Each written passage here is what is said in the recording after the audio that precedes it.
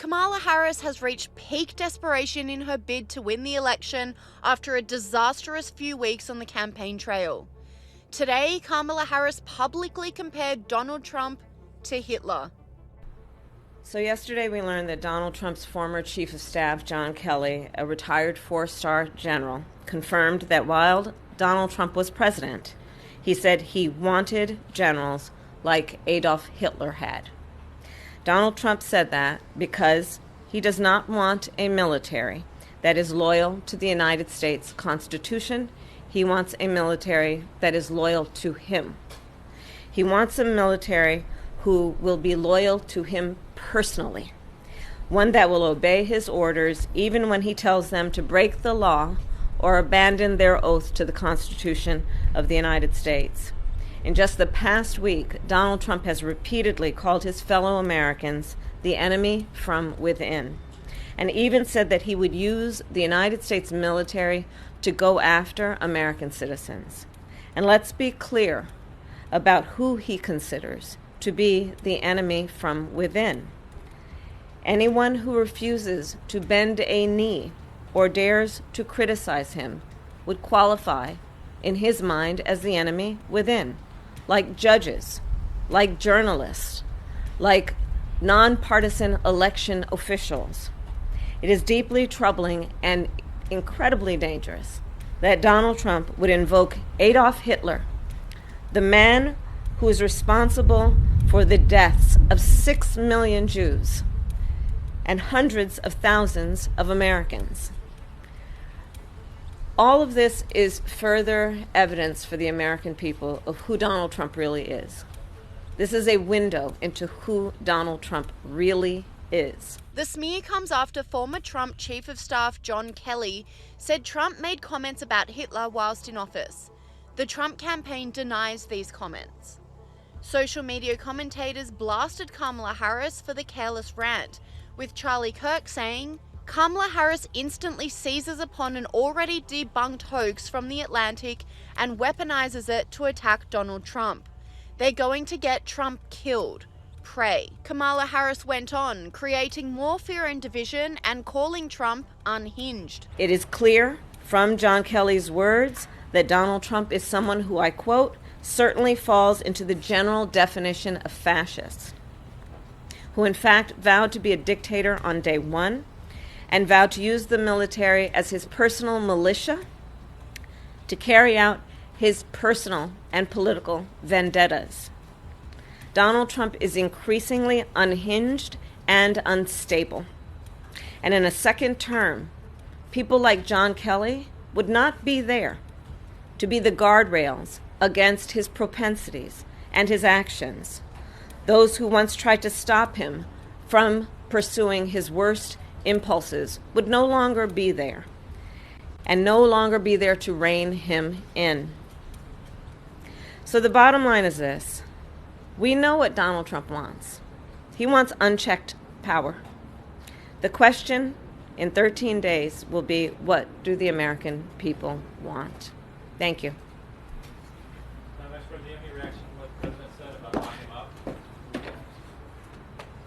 Prominent Trump supporters went into meltdown online after the comments, pointing out that this dangerous rhetoric is what led to numerous assassination attempts on Donald Trump. Rudy Giuliani said, Kamala Harris is now comparing Donald Trump to Adolf Hitler. Kamala knows there have been 2 assassination attempts and countless threats on his life.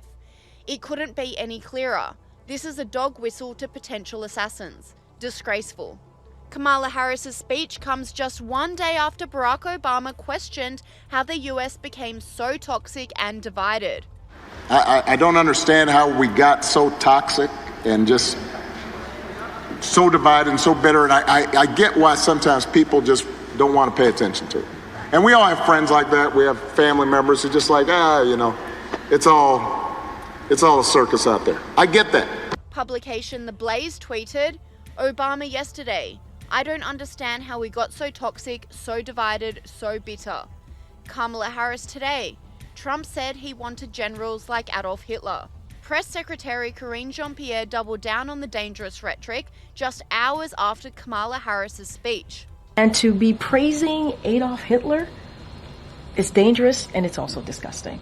So just to be clear, when you said we do agree, President Biden believes that Donald Trump is a fascist. I mean, yes, we have said. He said himself. The former president has said he is going to be a dictator on day one. We cannot ignore that. We cannot. And we cannot ignore or forget what happened on January 6th. Commentator Nick Sauter slammed the Democrats for the attack on Trump, saying Karine Jean-Pierre just stated that Joe Biden believes Trump is a fascist and a dictator. This comes just hours after Kamala Harris once again compared Donald Trump to Adolf Hitler. They want him dead. This is a call to action by the White House, and it's sick. These people are truly evil. Kamala Harris's desperate attack comes after an awful few weeks for the Democrats, where she fumbled softball interviews and nosedived in the polls. Sky News host James Morrow says the momentum is swinging Donald Trump's way. Look, even 48 hours ago, I was saying that this was going to be a very tight election where it was just too close to call. But I really feel like right now the momentum is shifting Donald Trump's way. And, you know, one of the big reasons why is you just don't simply see a day where Harris wins the news cycle. You know, she sits out the Al Smith dinner last week and leaves it open for Donald Trump to dominate the airways and the media and the social media with all the clips of him taking really hilarious zings at her and the Democrats. Then, you know, he's out there doing the McDonald's thing. That's, of course, a poke at her claim that she worked at McDonald's when she was young as a summer job. No evidence has been provided that she did, by the way, so, you know, who knows about that. But he also seems to be having a great time and doing, again, stuff with the common people there, which I think is his real touch, despite being, you know, this billionaire property developer, reality TV star and all of that. You know, he in many ways, I think, seems more normal and understandable than Kamala Harris, who seems still like a very strange person who people don't really know and who can't answer questions and talks about being a middle-class kid, but whatever, because she's never even won a primary vote, so she comes in with that weakness. Sky News host Paul Murray agrees, saying the polls are not looking good for Kamala. Now, interestingly, Nate Silver, a guy I've spoken about a lot, he was a guy who got it really wrong in 2016 when he was running one of those websites predicting 7% this and 20% chance of this. He was suggesting Hillary would win based off the data. He got bitten on the backside. He tweeted this today about the closing days of this election.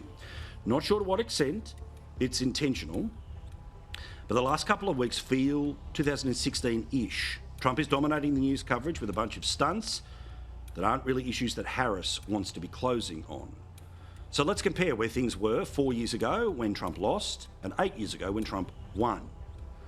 In 2020, Biden led by 7.5 points nationally. Harris leads by less than 1%. Hillary nationally was leading by 6.2, yet lost. Hillary was leading, as you can see, in Wisconsin, Pennsylvania, Michigan, Arizona, Nevada, North Carolina. But we all know that all of those did not end up coming home. In fact, Florida, we all know, was very pro-Trump in the end. Biden was leading all bar one state in the swing states 4 years ago. Now, all bar, one of the states, currently Trump is leading. So Clinton isn't just outperforming Kamala Harris, and she was in a losing campaign. Biden, who only just won the states in the swing areas, well, he was leading by way more than she is. But now, according to the polls, Trump is in the position where he is leading. Meaning, if it's 2016-ish, the people who think that the polls are heading their way are the Trump people who would be surprised by a Harris victory.